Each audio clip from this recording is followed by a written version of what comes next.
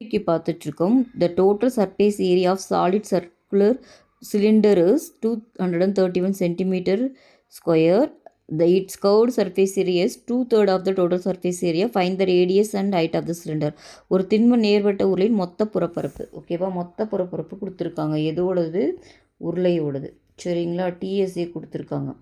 DSA எவ்வளோன்னு பார்த்தீங்கன்னா 231. ஓகேவா? இப்போது மொத்த அதனோட வலைப்பரப்பு சிஎஸ்ஏ வந்து பார்த்திங்கன்னா 2 பங்காம். 2 பங்கு. ஓகேவா? இது அதாவது அதன் வலைப்பரப்பு மொத்த புறப்பரப்பில், அதாவது டிஎஸ்ஏல 2/3 பங்குன்னு சொல்லியிருக்காங்க. அப்போ என்ன பண்ணலாம்? 2/3 இன்ட்டு இந்த டிஎஸ்ஏ போட்டுக்கலாம் 231. ஓகேவா? இதுதான் சிஎஸ்ஏ. சால்வ் பண்ணிங்கன்னா உங்களுக்கு என்ன வரும்? 3 டேபிளில் 7 டைம்ஸ். ஓகேவா? ஓகே. இது வந்து ஆக்சுவலாக திரும்ப டிஎஸ்சியில் சப்ஸ்டியூட் பண்ணியும் போடலாம். நான் என்ன பண்ணுறேன், சிஎஸ்சிக்கு நம்மளுக்கு ஃபார்முலா தெரியும் இல்லையா, உருளைக்கு 2πRH. ஓகேவா? ஸோ அது போடலாம். அப்போ போட்டவங்களுக்கு என்ன வரும்னா, இந்த 2வும் கேன்சல் ஆயிரும். இதுக்கு என்ன பண்ணலாம், 22/7 into R into H is equal to 77.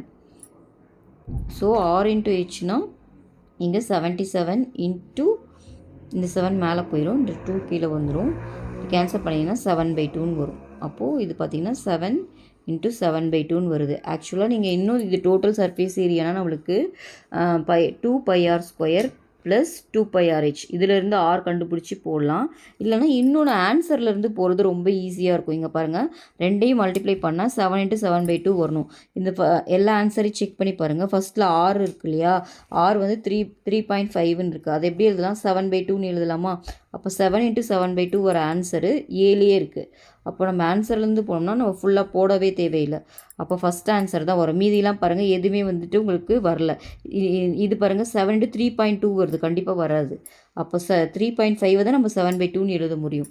அப்போது ஆன்சர் பார்த்திங்கன்னா ஆர் வந்து 3.5, ஹெச் வந்து 7. ஓகேவா? ஸோ இதுதான் இந்த சம்மோட கரெக்ட் ஆன்சர்.